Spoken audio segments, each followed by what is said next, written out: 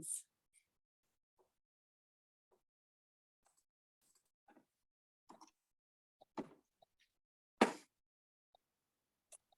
Hello and welcome to everyone who is here. I'm Amanda Roth-Clark. I'm the past president of the SAH MDR, and you are here today for a presentation. I'm just going over a few tech matters, and then I'll hand it over to our current president, Chris Bell.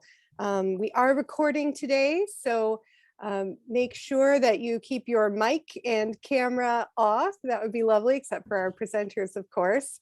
That post will go up on YouTube at some point once it's been edited. I would love to give a special shout out to Elizabeth Walton Potter, who has joined us today.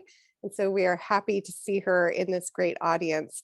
Please put your questions in the chat as we go along today. And at the end, I will facilitate a Q&A, but you can put those chat questions in at any time. So, and I will be keeping track of microphones and muting people if you get unmuted, but we will be in a muted environment today. All right, I'll hand this over to Chris Bell and he will do some introductions. Awesome, thanks Amanda. Yeah, if you have questions or concerns or what have you, please put in the chat. We can try to address them if you're having trouble hearing us or what have you. So yes, my name is Chris Bell. I am the current president of the Marion Dean Ross chapter of the Society of Architectural Historians. I'm coming to you from Eugenia, Oregon. Many of you may already know this, but many of you may not. The Marion Dean Ross chapter is one of the oldest chapters of the Society of American Architectural Historians, and we're comprised of members all across the region, really the country in some ways, the field, from academics to advocates who all largely share that passion for understanding the field. So we're here with you all to help record and share the stories of the Pacific Northwest.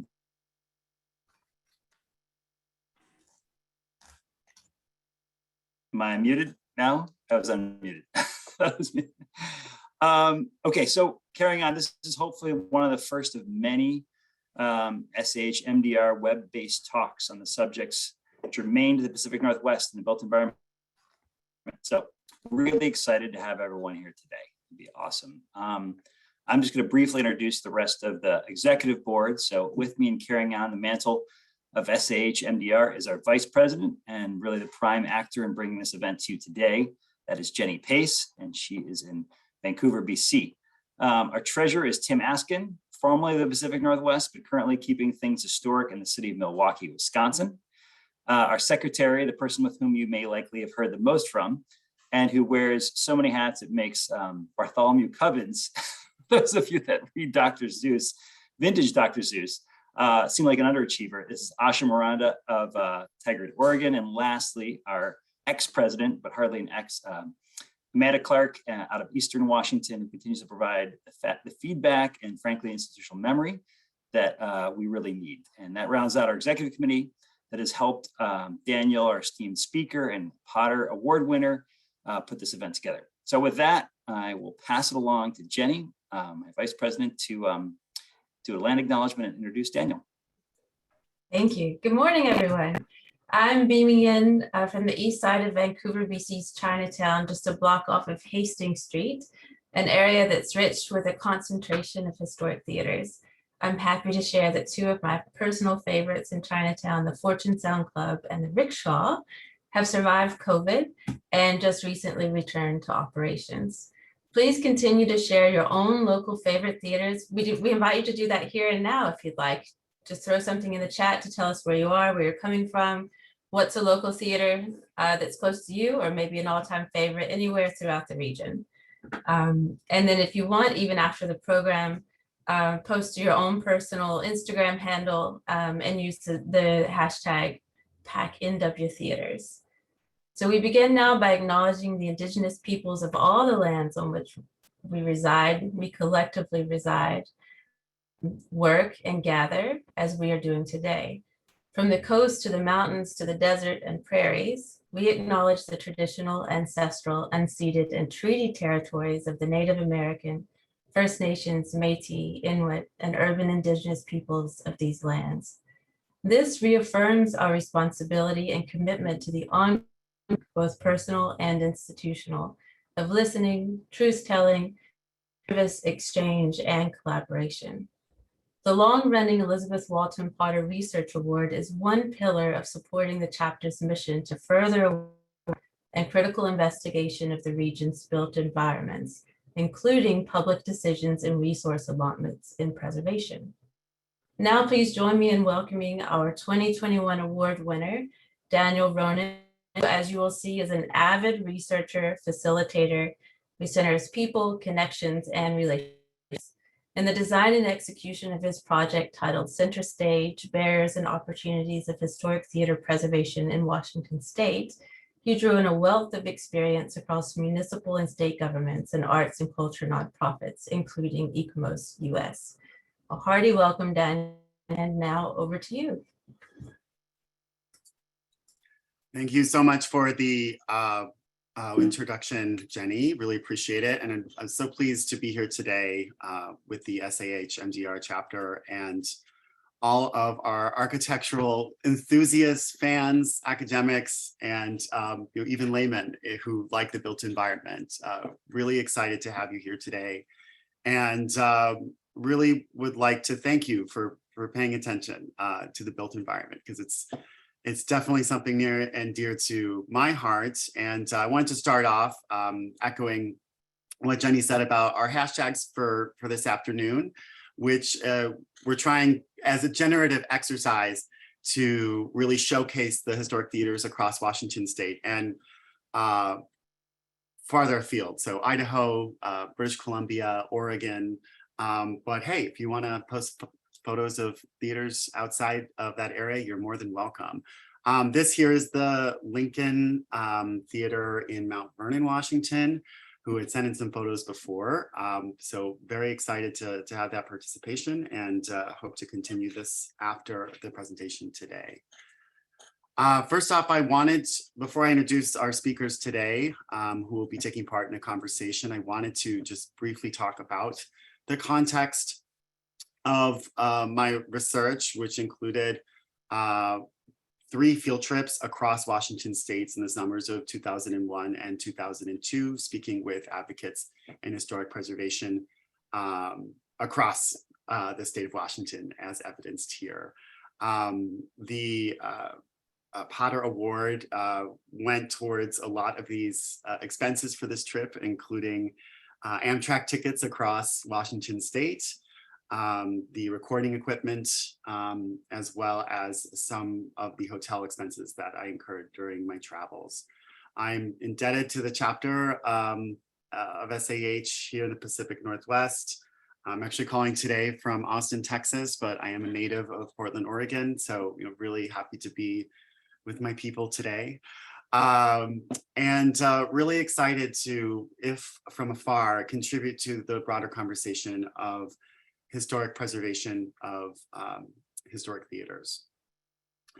So starting out, I really wanted to address this question about why such a beloved historic resource like a historic theater, many of which we see in downtowns across America and Canada for that matter. Why are these resources tending to be derelict, abandoned, and unused?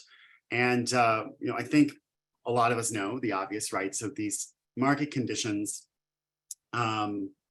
would usually suggest that in a healthy market, theater would be operating without any help from the nonprofit or the government sector, because you'd have a healthy economy and a good balance between supply and demand of consumers for the goods that theaters are supplying, our wonderful performing arts events and programs, films, and any number of public convenings that happen in these wonderful spaces.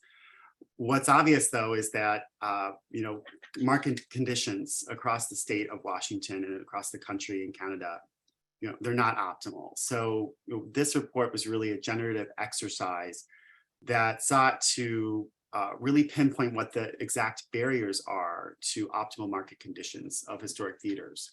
And in exploring what those barriers are, moving towards the potential opportunities and incentives to help change the facts on the ground. And in interviewing 10 individuals with various backgrounds in government, including the Department of Archaeology and Historic Preservation at the state level, advocacy groups across the state, in addition to individual theaters and theater owners and nonprofit groups. It became abundantly clear that looking at historic theater rehabilitation and restoration is a question that's really important, and it cannot necessarily be focused to just any 2 or 3 theaters, which was the original intent and scope of this project. So what began as maybe a more methodology-based approach to trying to figure out which historic theaters across Washington state were the most primed for development or restoration rehabilitation really turned into a broader exercise of understanding the state of historic theater renovation and rehabilitation across Washington state, and mirrors the current efforts at the state level with the most recent grant program, the Historic Theater grant program that you'll hear more about today.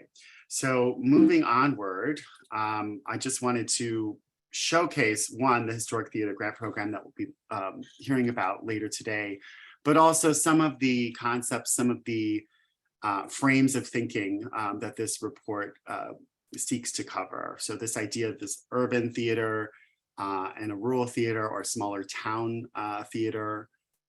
Usually they're located in downtown areas across Washington state. The theater size and how that lends itself or doesn't lend itself to a potential capital improvement project. As I said before, this sort of idea of market demand, are people going to go see movies, for instance, or performing arts? Is it a large city? Is it a middle market economy? In addition, this community spark that's detailed in the report, this idea that you have the community, not only wherewithal, but the community excitement behind a historic resource as complicated to restore, such as a historic theater. And then also, I say state historic preservation office support, but also just general government support, whether it's the state level, counties, municipalities, there's any number of entities that can help theater restoration. And this played out differently in different cases. So with that, I'd like to introduce our 3 esteemed speakers today, more esteemed than me. That's very nice of you, Chris. I am really drawn to these 3 individuals because of their work and dedication to the built environment in various ways. First, we'll have Scott White, who is the former founder and president of the Fox Theater in Centralia.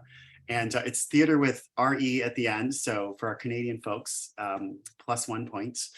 That was part of the struggle for me in writing this report, was trying to see which was spelled which way. It's different across the entire state. He has been working on this project in Centralia for nearly 15 years, and he'll speak to that today. Eugenia Wu, Director of Preservation Services at Historic Seattle, the state's, well, I wouldn't say the state's preeminent advocacy organization, because we have the Washington Trust for Historic Preservation, but clearly a force within the historic preservation world, and someone who has personally served as a mentor and a friend in understanding historic preservation in Washington state and the issues that I think really have impacts for other communities. So really interested in her experience in particular with preservation campaigns to save the Showbox Theater in Seattle, as well as Cinerama, which she'll speak to today. And then lastly, a new friend, Pham, who is the Preservation Programs Director at Washington Trust for Historic Preservation, right there on First Hill in Seattle, very close to historic Seattle. We actually came from Texas most recently, where I am now at, so I'm hoping to meet with him later this year. But he will speak to this new Historic Theaters grant program that the state of Washington has entrusted the Washington Trust for Historic Preservation to manage. It's a program that was approved in 2000 by the Washington State Legislature and is now being administered by his organization. So he's going to give us some insights into the potential projects that the program can fund and has already awarded to several grantees across the state. So looking forward to the conversation to follow, and there will be a chance for the audience to ask questions and present some of their reflections on what we talk about today. So with that, I want to pass the virtual baton off to Scott White in Centralia, and I'll let you take it away, Scott.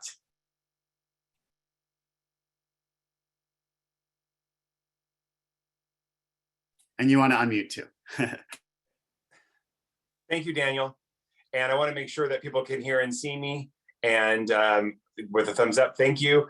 And I think I have about 5 or 6 minutes here. And so I think how I'm going to use the time is to give you a bit of a chronology of sort of how things have gone with the Fox Theater. And I think we'll sort of learn as we go through that. And then I'm going to ask Daniel to give me about a 1-minute stop talking warning, and then I will try to wrap it up. I have been working on this project for nearly 15 years, so to talk for 5 minutes about it is nearly impossible. And anyone who knows me knows that I cannot just talk for 5 minutes. So this is my challenge today.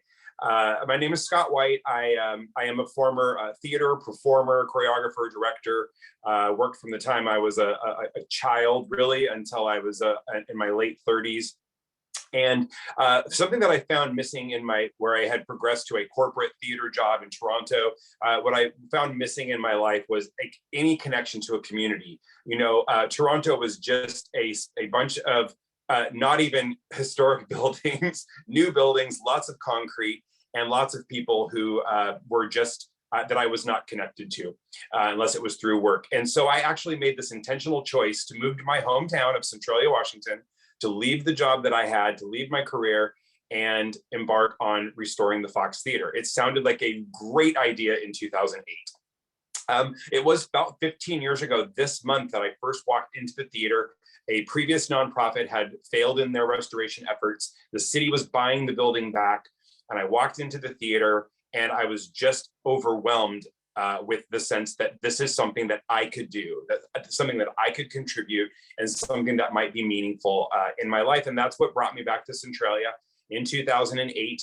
And I was full of vigor. I attacked this town that was my hometown like you wouldn't believe.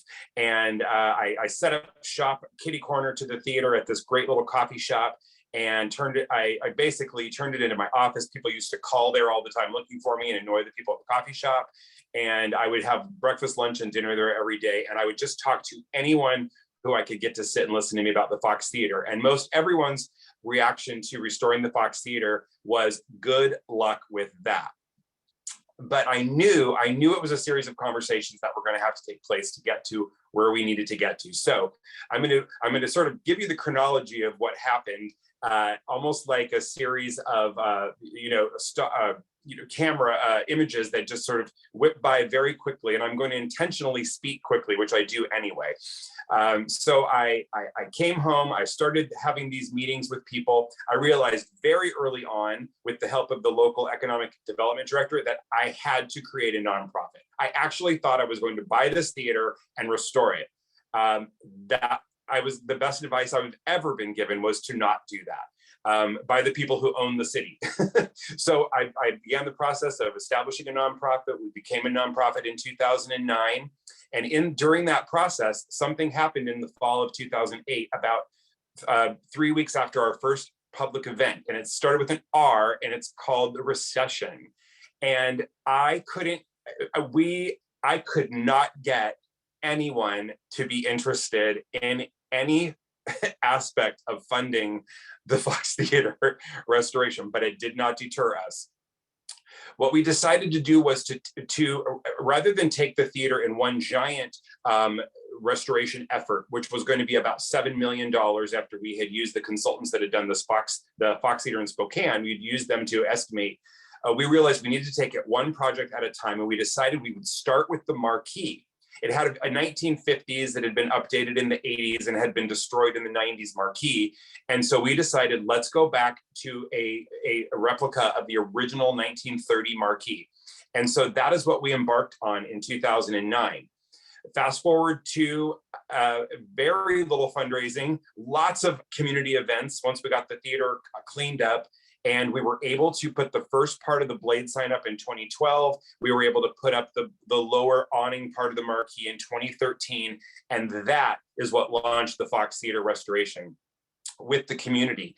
It gave the community a chance to see something happening, to see what the possibilities were with the building. And it became very exciting very quickly. We had our first restoration. Going back a little bit before that, our first restoration was the little tiny corner storefront, and it was actually a Valerie Savinsky grant from the Historic Trust that made it possible to start that very first little restoration down on the quarter.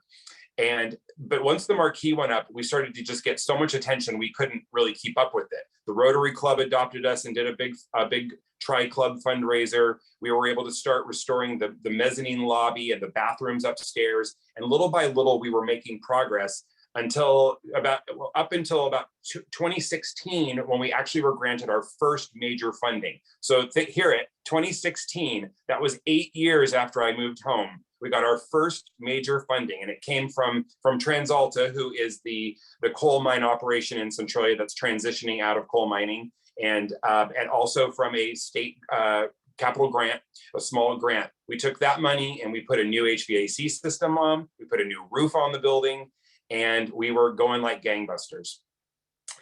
I would say we had 100% community support, maybe 99%. The city was behind us no matter what. The community was behind us. We were having great fundraising events. We were bringing in great money. We had 400 members without even really having a program to offer them. And we were able to get 2 more grants from the state. We were able to get $1 million from the city of Centralia's lodging tax funds. And by late 2019, we'd raised $4.5 million and had put more than $3 million into the building while maintaining the building ourselves all of this time since 2008. We were able to hire an executive director. We were excited. I was excited. I'd been doing this as a volunteer for all those years. And on February 24th, 2020, our new executive director showed up in Centralia to start work on, as the executive director, planning the program, getting the theater to open at the end of 2020. About a day later, we heard about something called COVID.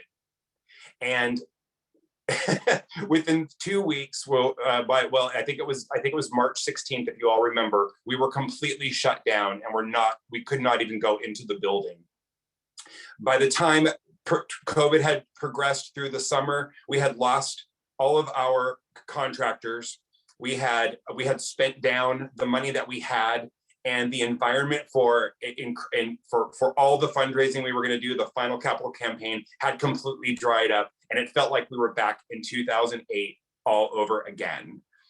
What happened was then we had about a year of just marking time, and late last year, a bunch of people from the community, including myself, said we have to get this going again. We have to take this to the next level. It has to get done. It simply cannot fail. And so what we were able to do is put together a new board of directors, and we started on some work. You'll see there in the pictures, that's actually the ceiling has been finished by Evergreen Architectural already. And we have built out most of all the infrastructure things are done. We're going to be ADA compliant. There's just all kinds of things that are ready to go, and you can see them there in that picture. And we're even a little further beyond that, because we did some work over these past months, and then we realized, what are we doing? In 2019, we had the entire project planned, the full budget. We knew exactly what needed to be done, who was going to do it, and how much money we needed. And now here we are in this completely new environment. And we started some work and we thought, we can't do this. We just can't take this piece by piece. It has to be done. It has to be done the right way. And it is so hard after almost 15 years to put the brakes on and say, hold on, everybody. We are going to reevaluate the cost of every aspect of this restoration and figure out exactly how much money we need to have and actually identify those sources. And so that is what we're doing. It is a challenge, especially for me, to go back to the drawing table, a higher, bigger table, but still back to the table. But we have a wonderful team. We're doing it the right way. We are seeking. We have some great funding that came from COVID, the ARPA funds, some money that's going to be coming from the state next year, and we are working with. On the historic tax credits and new market tax credit opportunities for this project, which is very daunting and challenging. Yeah, no, there's going to be more opportunity to talk about some of those barriers and opportunities moving forward, but we'll get to that in the conversation, but I want to make sure we're keeping time. So if you just one sentence. Wrap it up. I think keeping with the theme of what we're doing here, community is everything. Communication is everything, and communicating with your community is the way to get things done. Don't put up butcher block paper and then tell people coming soon and don't tell them anything that's going. Keep them informed, keep them engaged. And that's what we're doing, and we're moving forward. Wonderful. Thank you, Scott. Really appreciate hearing about your community efforts and really a labor of love that you've put in for nearly 15 years there in Centralia. Next, I wanted to cede the floor to Eugenia Wu, who was going to speak about some of the advocacy efforts that she's undertaken at Historic Seattle in historic theaters. Great, thank you, Daniel. And same thing here. And in about a minute, feel free to interrupt me when I have about a minute left. Hi, everyone. It's good to see you all on Zoom, better in person in the future, I hope. So I'm going to talk to you more from a preservation advocacy standpoint related to theaters, not so much funding, but of course, that's very important. I've always been drawn to historic theaters, whether in a small town or a big city. Their marquees or neon signs. And also, of course, what happens inside is what really resonates with people, that cultural significance. And so I'm going to focus on the showbox and also the Cinerama, both in downtown Seattle. And that cultural significance is so key, that association for both. It's so important. And to lose that would be a really tragic thing for Seattle. So the Showbox Theater, right across the street from Pike Place Market on First Avenue, was actually built in 1917 as a central public market. Vendors for produce, meat, and fruit were there, similar to the market across the street. In 1939, it was actually converted to the Showbox Theater. And at that time, that's when the exterior and interior were modernized to reflect the popular at the time, the streamlined modern style that we know now. There have been alterations over time, but if you go inside, it's pretty much what it looked like in 1939.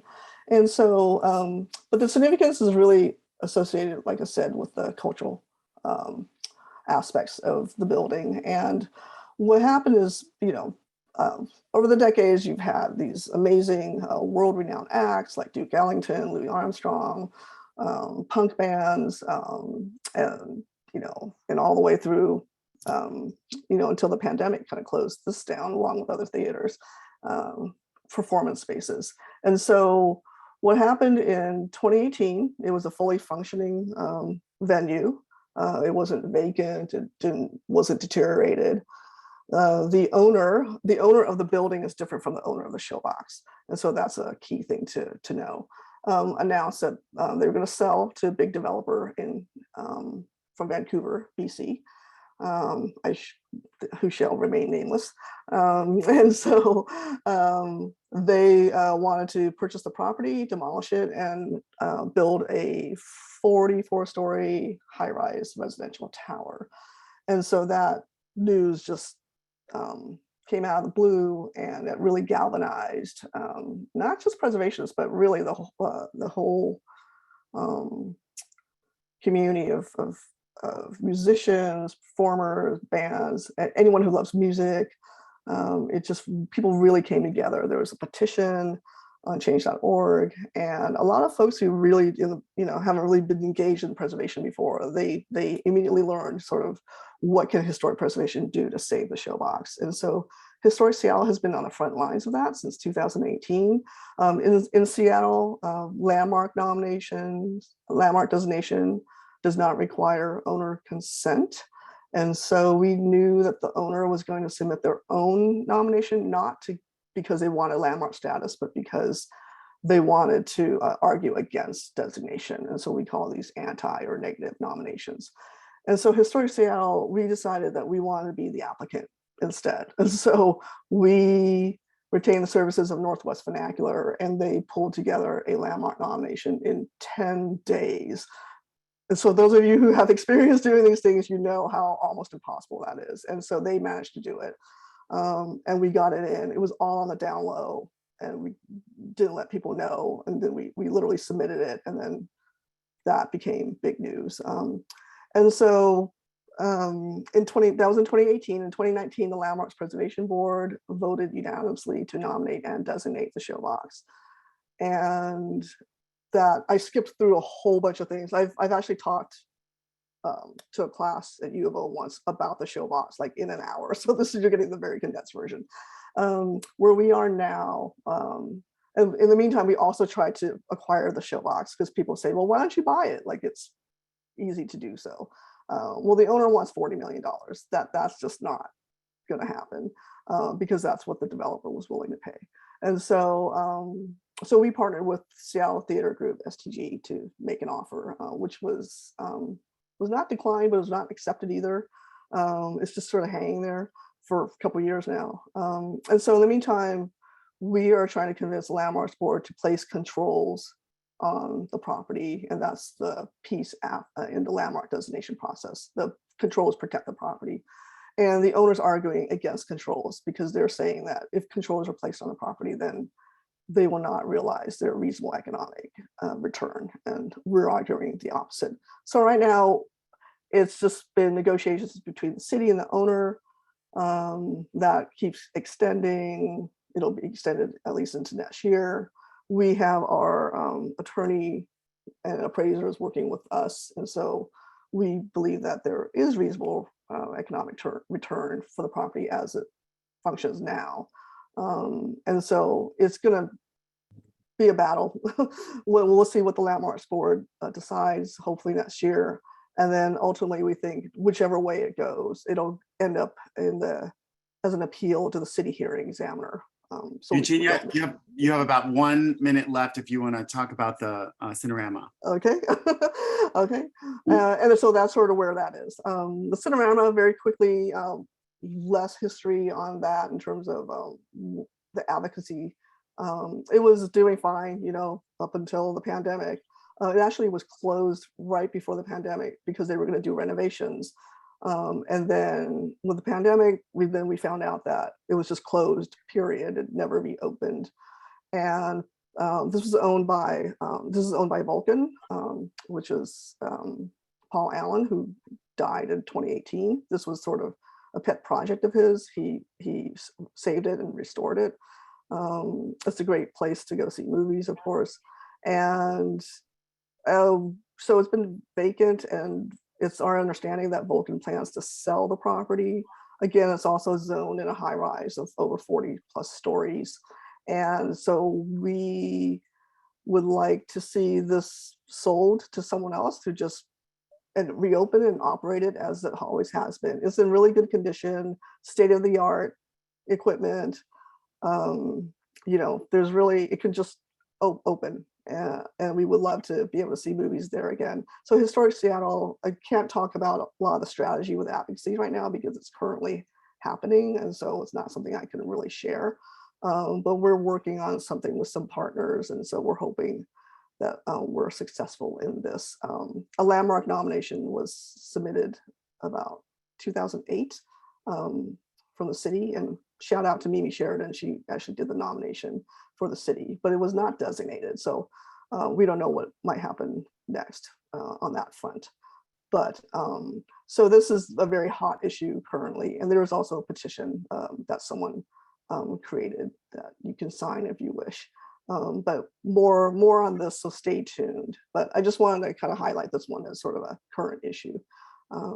Yeah, so with that, very quickly, that's sort of some advocacy on theaters that's been keeping Historic Seattle very busy the last few years.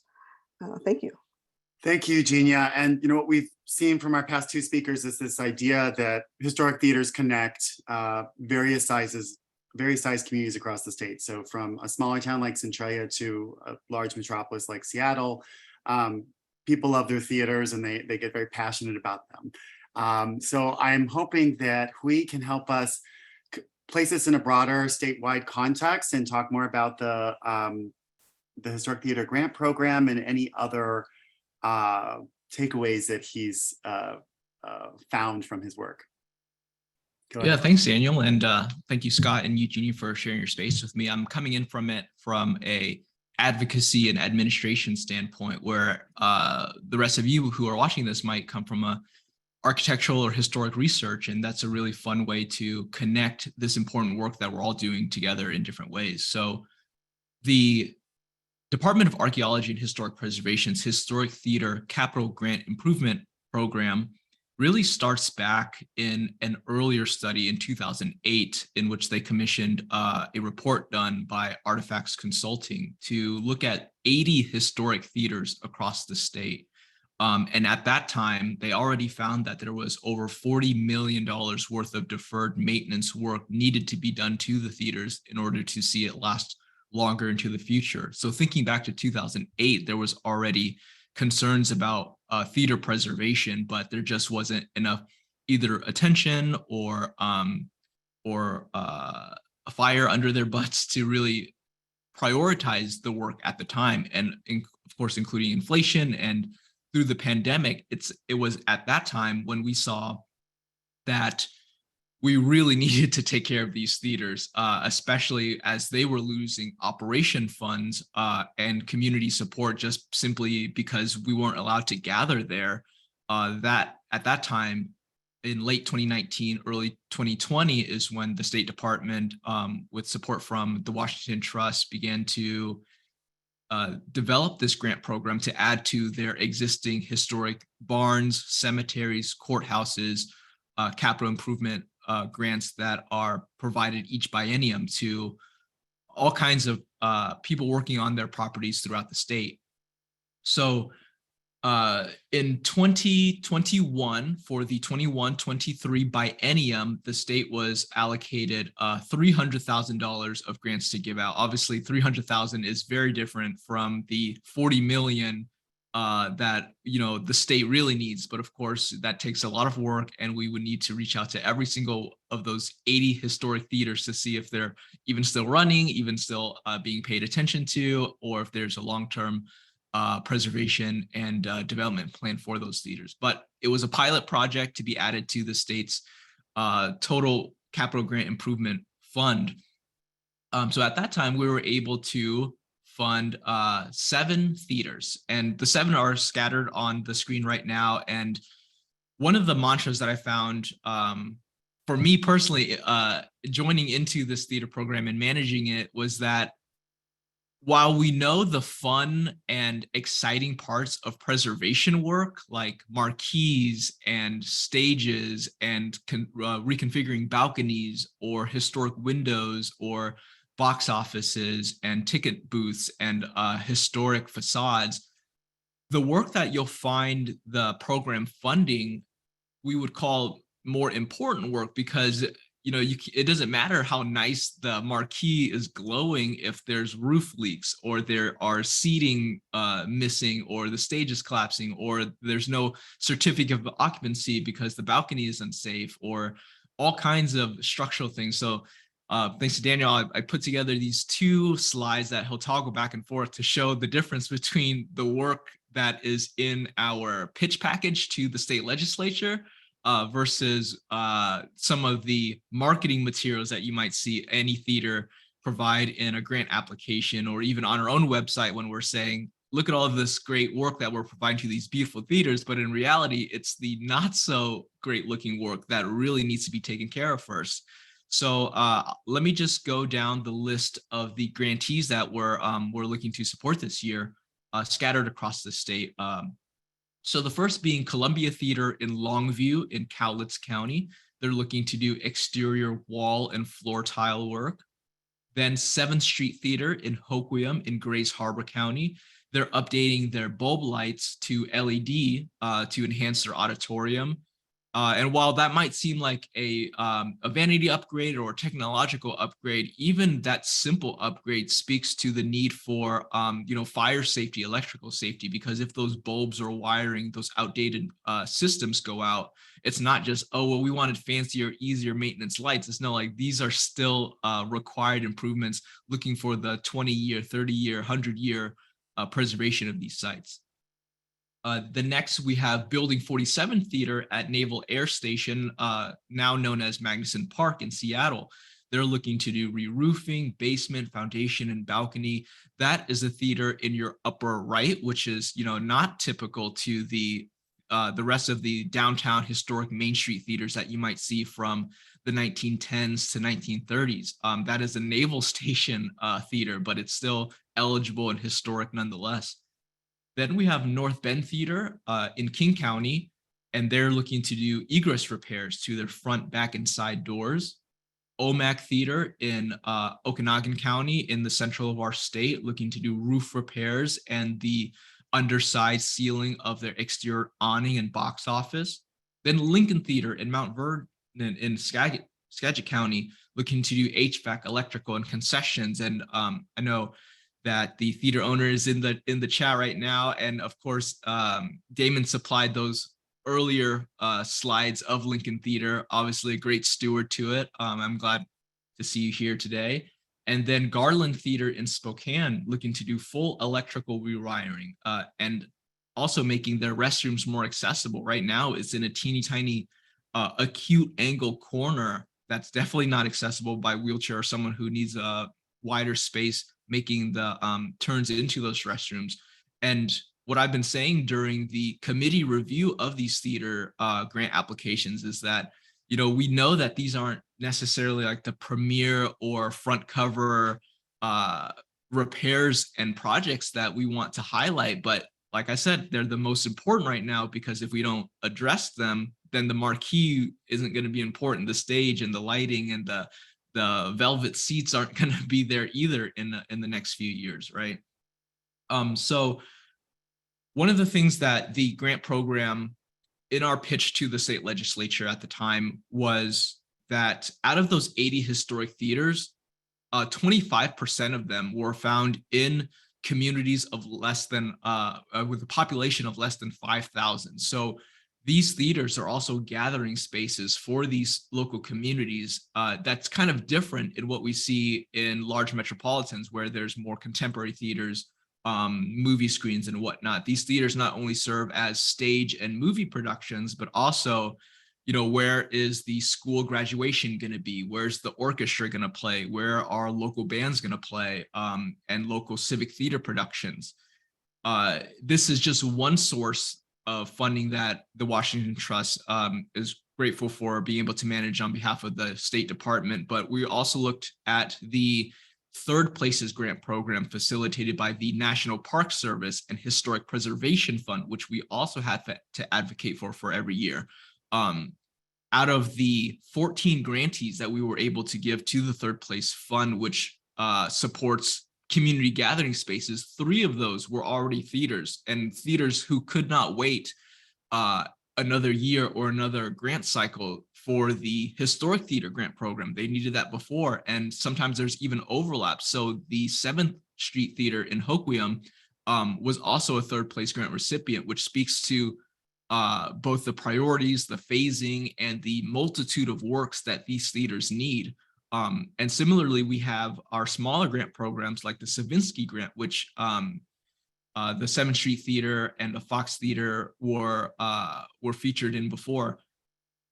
So lastly, I do want to tease out that coming up this spring, we're going to request for even more funding than last year with partnership with the State Department of Archaeology and Historic Preservation. We're going to be asking for over 500,000 this year, an increase of 200,000 from our last funding pool. So we look to people around the state and those theater preservationists to really rally with us along that call. But I'm sure there's plenty more to share, and I'll leave that to the discussion part of the rest of our session.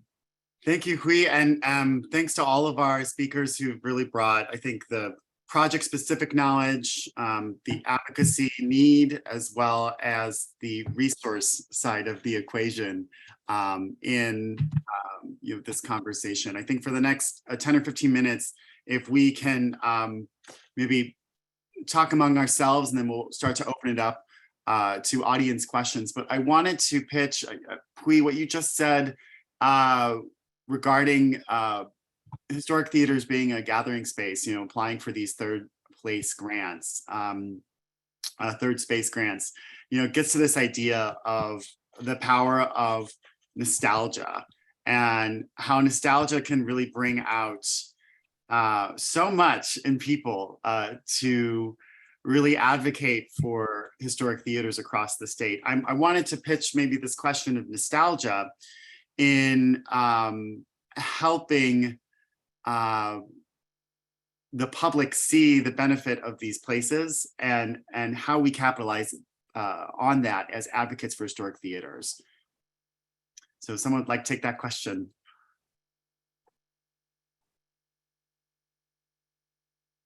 Maybe Hui, you can follow up. Yeah, sure, absolutely. So, I think the easiest part when we pitch to legislatures to re-up on these kinds of funds, or even different state departments and local communities, is that most people will remember like their first show or their graduation or when their school band got to play in these historic theaters. It's the same way that we pitch our support for the Main Street program, where even though we go out to shop at these strip malls and shopping malls and online these days, there's still a real sense of place when we get to gather at these very unique looking theaters. It's not just a giant square box that it could be anything. These are theaters, and even sometimes the conversation about converting them to a new community need is difficult because they are architecturally built to be a entertainment space where you have seating facing a stage, right? It's hard to turn them into a restaurant if there is a change in grade, or turn them into retail spaces when you have to put up new walls and there's not a clear storefront, right? Mm-hmm. Yeah, Daniel, this is an interesting question about nostalgia, because I think definitely for historic theaters in particular, because it resonates with so many people, you can really use that to gain support, whether funding or advocacy, and get the numbers. But at the same time, I've seen from an advocacy standpoint, developers using it as, oh, it's not so significant. People are just so nostalgic about it, then like they dismiss that. So I could see sort of it being used both ways. Funny story is that our attorney who came to us pro bono, he and his now wife, they had their first date at the Showbox. And so he learned all about what was happening in the media. And he just contacted us out of the blue to offer his legal help. And so probably out of nostalgia and personal experience, he's connected to the Showbox, but it's helped us too. So that's interesting. One thing is for landmarking use, you can't landmark a use. So you could try to save a building, but there's nothing for landmark designation that protects use. So that's a whole other kind of issue that we always let people know about. Yeah. Thank you. And Scott, I know you're a local to the Centralia area. I wonder if you could speak to, I mean, what is your particular nostalgia that you felt for the Centralia Fox Theater? Oh, and unmute.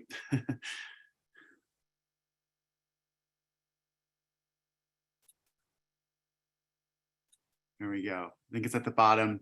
Okay. Yeah. Technology is not my friend. You know, nostalgia is such a huge part of when you're at this ground, this, grassroots level of restoring a theater. So many of our supporters, especially early on, were people who have these intense memories of something that happened in the Fox Theater, or maybe a theater somewhere else where they grew up.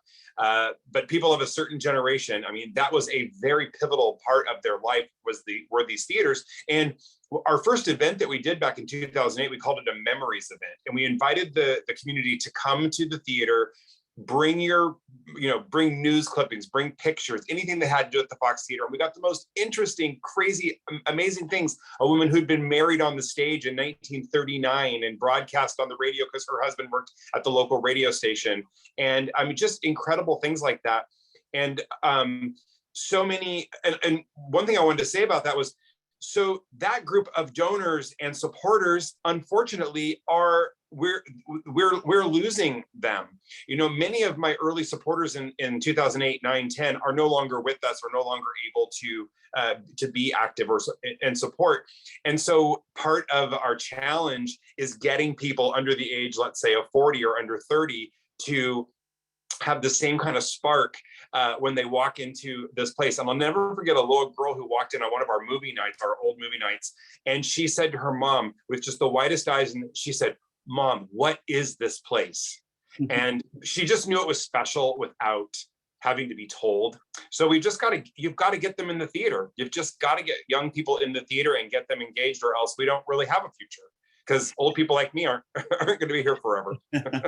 Thanks for that perspective. And actually, one of the great things, I didn't particularly interview Scott White for this report, but I previously interviewed Scott Solars, the former executive director of the Centralia Fox Theater. And one thing, just for the good of this room and convening we're having right now, is that one thing that they're trying to figure out is the historic fire curtain and what it looked like, because there's no record of it, right? So in that instance, the community who can come and speak to the theater and what it means to them oftentimes is the resource that can make or break how that theater is interpreted, how it is brought back to life in that community, in that historic downtown. So just wanted to do a shout out. If anybody has any idea where photos might be of that fire curtain, or know people that have recollections of it, please reach out to Scott.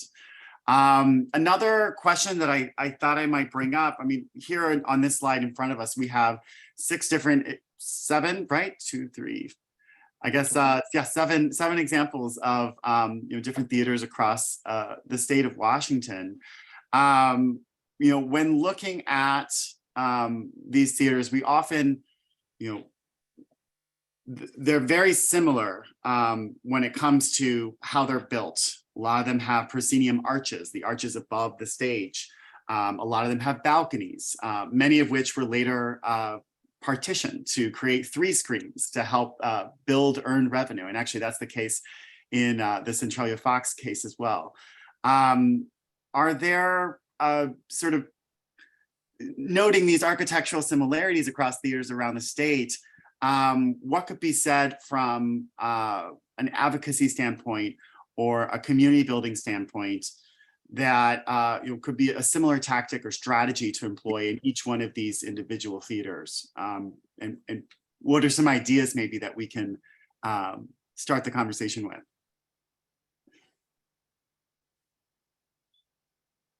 I know the theaters that I've been working with, a lot of these grants require matching funds and fundraising on their own side. So making sure that the theater does community engagement, one, it's a grant requirement for these state programs, but so we don't get too many private, theaters or pet projects of private owners or commercial owners.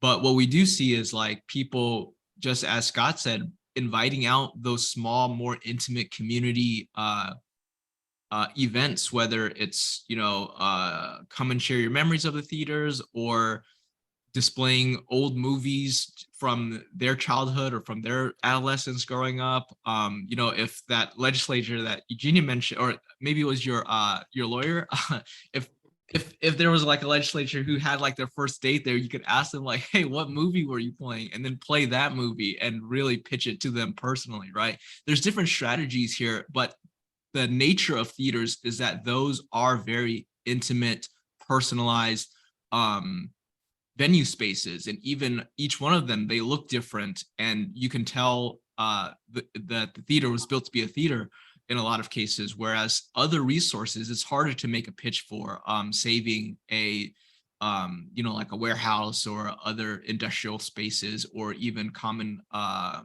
Italianate storefronts of a main street, because it's like, oh well, we could just rebuild it here or there. But with these theaters, they more intimately capture the moment of the time. Thank you for that. And one thing I wanted to bring up, and I know it's, when you read the report, I know that it's just been added to the chat. Financial incentives, they're very important when looking at the long-term renovation, whether it's capital project or just fixing the facade of your theater. Financial incentives are critical. And so when looking at a financial incentive, there are various ways that theaters across the state have taken advantage rather of historic tax credits. Different new markets tax credits are also another tax credit. Different tax incentives, whether it be nonprofits not paying property taxes, or theaters that are located in special assessment areas where you're not necessarily required to pay a higher property tax on improvements to a historic building. But of course, that depends on whether you have property taxes to pay. So I'm curious, and maybe this is more technical than maybe some of you want to go, but what I've noticed is, Washington State is one of 39 states without a state equivalent historic tax credit program. The largest, I think, amount of historic preservation, the largest resource, we'll say, is really the federal historic tax credit. Could you use a state historic tax credit program? And what are your thoughts on that in helping your particular perspectives in your work around historic theaters? So let me just ask, would you like a historic tax credit in the state of Washington to give you more resources for your theater? Because that's really what it comes down to. And I think it helps, really elevate this conversation around historic preservation, not just for theaters, but for all types of historic structures. I don't know if Eugenia, you wanted to say something. Yes, definitely. I mean, when, and I'm sure this is the same thing with the Washington Trust, when we talk to people, they always want to know, well, what are the incentives? Why should I save this place? Why should I care? Why should I spend all this money doing this? And like, what do I get? And so to have more financial incentives to make a project possible, to make it pencil out, is huge. Most developers will not take on a project unless they don't want to go in the hole for financially, to even if they love the property and the project. And so to have this the state tax credit would be really helpful. Of course, we don't have a state income tax, but I think there are some other states that don't have it as well, that do have the Texas tax credit. Yeah, Texas. So it is possible, and and I know many of us on this at this meeting, we've had this discussion before, but it's never kind of taken off. That conversation, it hasn't continued. So I think, yeah, we would like to see that. And go ahead, Yeah, so I was just gonna say it's the typical response I've heard when I've asked that similar question, like, hey, how come we don't have a state tax credit to match the federal? And a lot of times the answer has been, well, we do have the special tax valuation, which is a 10-year tax mitigation program that the state facilitates through its counties. But I'm glad to see that Nick Van, our Deputy Historic Preservation Officer in the chat, has agreed that the state tax or the special tax valuation, as well as the CPACER program, which is a relatively new program only in counties that have passed the ordinance that incentivizes or provides competitive financing for kind of retrofitting work. It isn't enough to really compete with some of the more commercial for-profit enterprise development that other resources might get. So I definitely look forward to advocating alongside with Nick on potentially seeing a state tax credit program in our state someday. Absolutely. Well, and a shout out to Nick Van, the Deputy Historic Preservation Officer in the state of Washington, who is also a contributor to this report. And if anyone is here who was interviewed for my report, please speak up in the chat. I'd love to acknowledge you as well. But in the meantime, I wanted to pass it off to Amanda Clark to help us collate some of the questions that have appeared in the chat over the course of the presentation. Sure, absolutely. Thank you to all our speakers. It was excellent. There have been some lively chat going on while you've been speaking. I think one of the earlier questions was from Susan. It's sort of about where to start. But if anyone has a question, please feel free to turn on your camera or not and unmute and ask your question. We will be a congenial crowd. Susan, if you're still here and willing to ask your question verbally, I think it's a good one.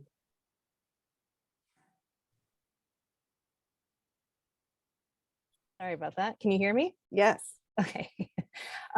It's not a question for myself so much as for those among us here who are looking at say a local historic theater and saying, gee, wouldn't it be great?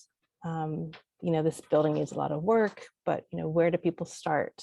I'm not going to call anyone out by name, but I just think there's a lot of general interest and people don't know what to do first. Do we gather community support? Do we try and have a business plan in mind? Yeah, so if anyone has any suggestions on where to look, I did get a direct message referring to the League of Historic American Theaters. So thank you for that.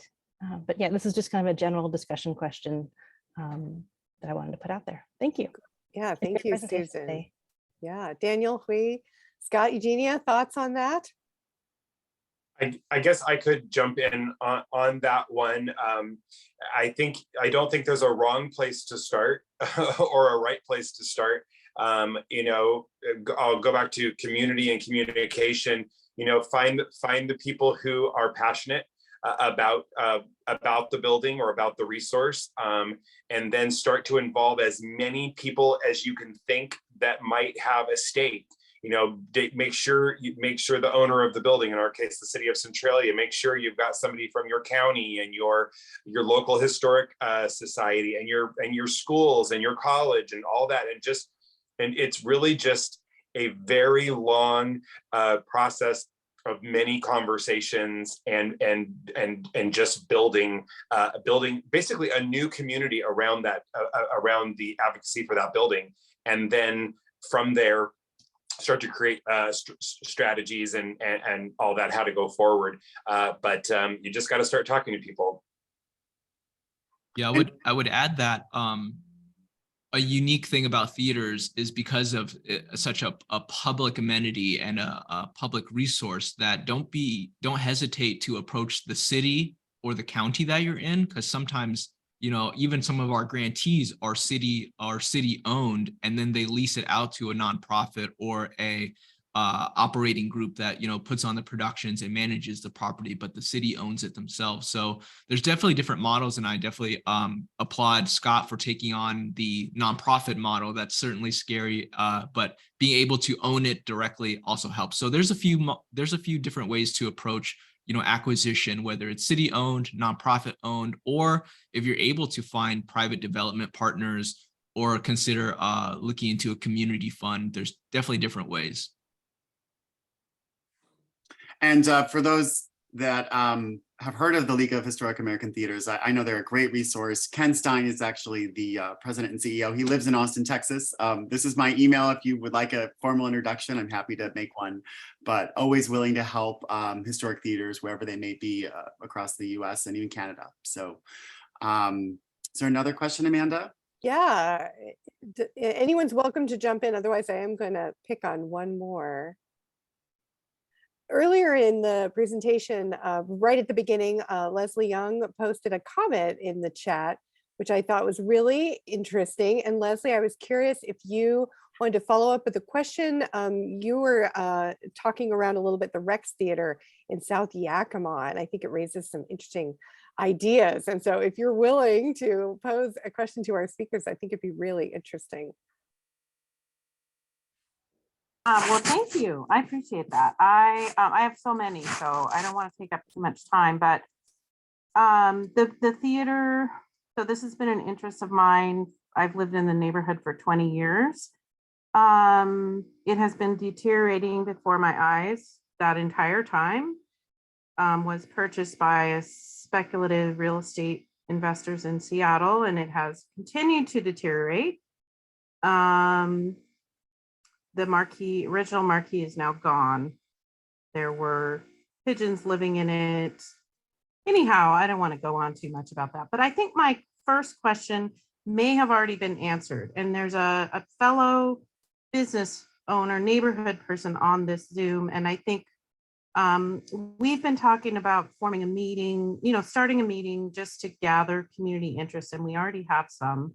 And I think, so my next question might be, what are the people we should connect with and the resources we should connect with so we're not reinventing the wheel? Great question. Thank you. I could jump in fairly quickly, sort of tagging onto the League of Historic American Theaters shout out. Had this proper planning and proper movement forward is really key. We went through working with a lot of different people, and the contacts that we made through League of Historic American Theaters, and they do some regional conferences and national conference once a year. Those ultimately were the people who ended up doing our theater study and the architects that we've been working with as well. And those resources, I mean, it just blows, if you don't know where to start, it just blows your mind what resources are there. And of course, there's people, in there that are they're there to make money. The consultants are there to make money, but they are passionate and they want to help you get your project done. And you'll just get connected to so many great resources in that one particular group. And then of course, there's many, many others that are other people here that know better than I do.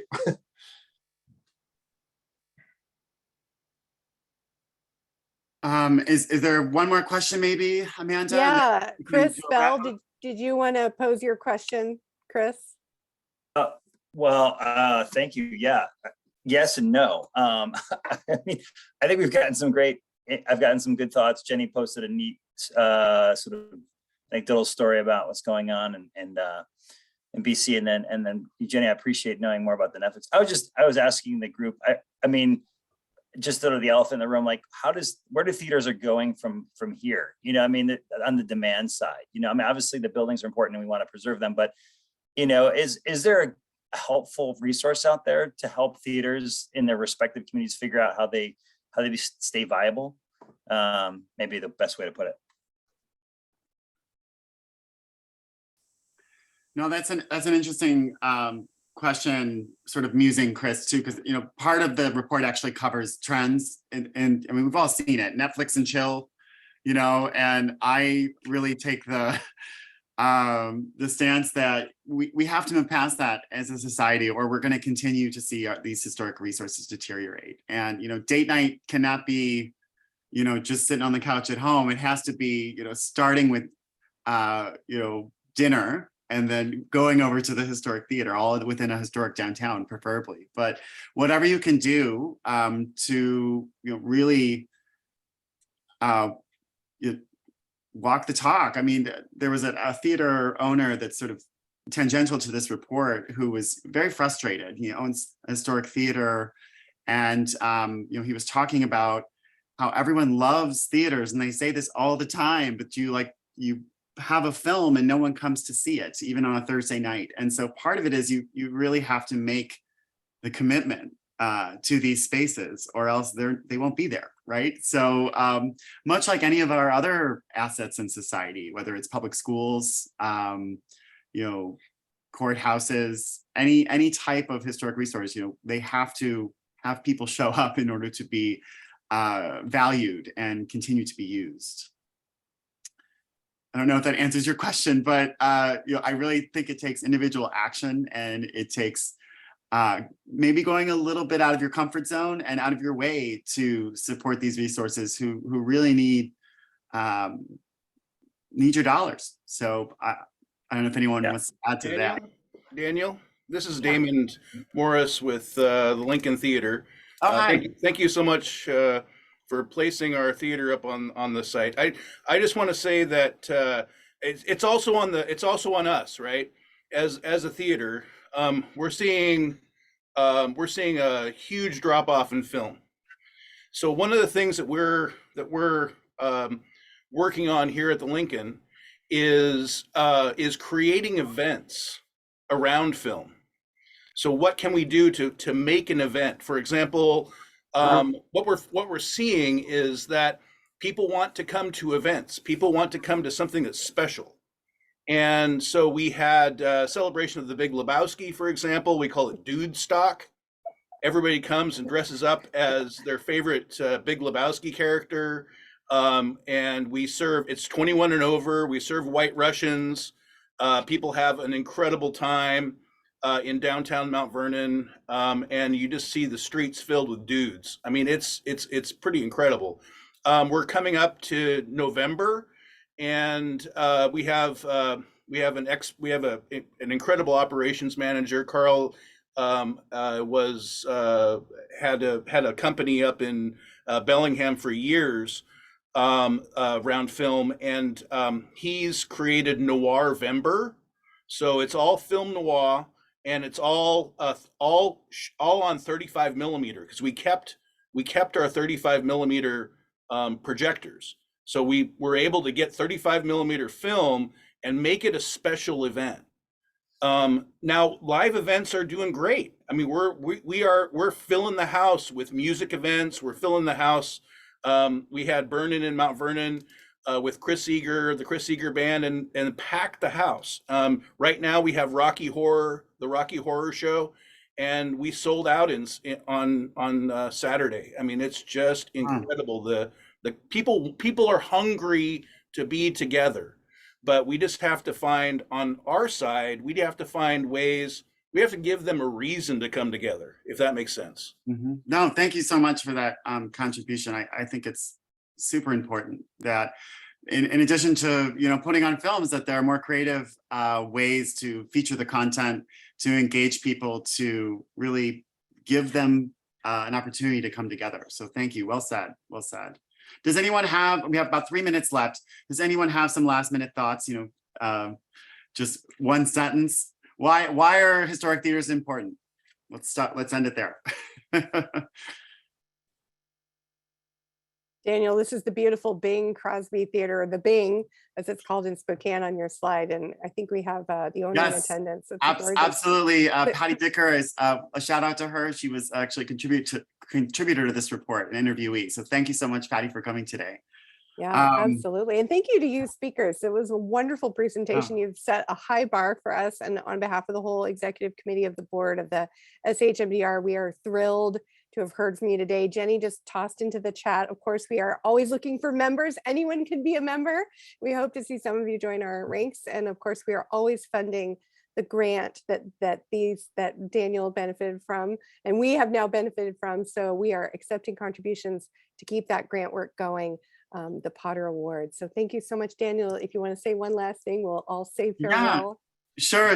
I mean, we can keep talking forever about this exciting topic, but I did want to point out that this, report really comes after many different research awards that have been awarded by SAHMDR. And thank you once again for the support of this research project. And here you can see, this is on their website, all the different reports that have been written over the years. But there's a real opportunity to elevate the built environment of the Pacific Northwest, and really emphasizing that it takes a village. And as we've heard from all of our presenters today, and with the interesting and I think on-point questions from our audience, we have to come together and we have to work together creatively to really maintain these historic resources. So thank you so much.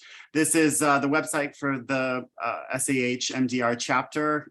Please go donate, continue this research about our built environment, and you can also access the final center stage report there as well. So thank you once again. Good afternoon, everyone. Yes, And thank you. see you next time at the theaters. Yes, Thank at you. the box Bye. office. Thank you. Thanks, Daniel.